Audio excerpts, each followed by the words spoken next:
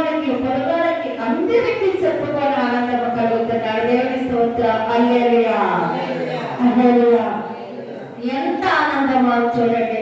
తప్పిపోయిన గొర్రెని వెతికినందుకు దొరికినందుకు యేసు ప్రభువారు ఈ రోజు నువ్వు నేను కూడా ఈ యొక్క పోయిన ఆదివారం నుంచి ఆదివారం వరకు ఎన్ని వారులు తప్పి ఉన్నావో ఏమో కానీ నాకైతే తెలియదు. కానీ దేవుని విడా నీకోసం ప్రభు ఆనందము పొందుతానంటాడు. నీవు నా ఎత్తుకి రా, నేను నిన్ను ప్రేమించువాడిని, నీకు విశ్రాంతినిస్తానని.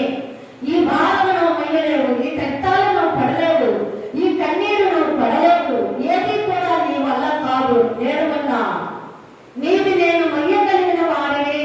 నేను నీ భారముని వేసుకొని మోసి నీ భారముని నేను దిప్పివాడిని, నీ భారముని నేను నీకు విశ్రాంతిని చేస్తానన్న ప్రభుని విడిచిపెట్టుకొని దేవుని బిడ్డలారా అనేకమైన ఆ తల్లి మరియమ్మ గారు ఏమని ఈరోజు మనం జపమాలో ఏమి చెప్పి ఉన్నా, మా మరణ సమయంలో మా కొరకు ప్రార్థించండి. మా మరణ సమయంలో దేవుని బిడ్డలారా ఈరోజు నేను ఉన్నాననుకో అమ్మా అని చెప్పి గొడుగుతా భయముతో గడగడలాట నా కొరకు ప్రార్థన చేయమని నన్ను అడుగుతున్నారు. దేవుడిగా ఈ లోకంలో ఎన్నో పాపములు చేసేదా అది మీకు తెలియదు కాబట్టి అట్టి మానవ నిమిత్తురాలని ఒక పాపిని ప్రార్థన కోరుచున్నప్పుడు లోకానికి లోకరక్షకులని మన కొరకు ఆ కన్యమరిని మన కోసం ఆ యొక్క తల్లి లోకరక్షకుడని కుమారుడిని తీసుకొని లోకానికి వచ్చినప్పుడు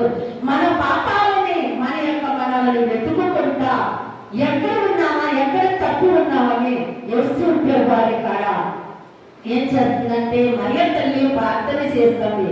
అట్టి ఆవిడ పట్టుకొని ఎన్నో తీరులుగా మాట్లాడుచున్నారు. దేవుని బిడ్డలారా అట్టి తల్లి మరియమ్మను పట్టుకొని ఎన్నో తీరులుగా ఎన్నో నీకు నోరు ఉన్నదని, నీకు బలము